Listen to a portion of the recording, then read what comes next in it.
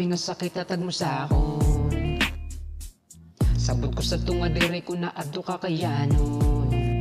Maopay na lang kami daw sa nga babaye sa ako na naghatag sa nungod nga pagigugma nga diri labas ta paginuya. Pero tikang yan na diri na maghuhulat pa, tapos naak na maging tanga para sa mga tao narubatan mga kaulo.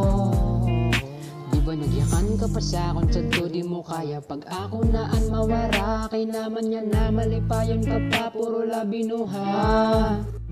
Ayaw ako basula kung kay naman naghulakit nga duha ikaw rason. Diri kagud nagbabago wara kagud pa yan nimo utok barason. Ayaw na sa kong pagpakita, masakit ka sa mata. Relasyon na basura kay toksika. Pwede ka na makalaya,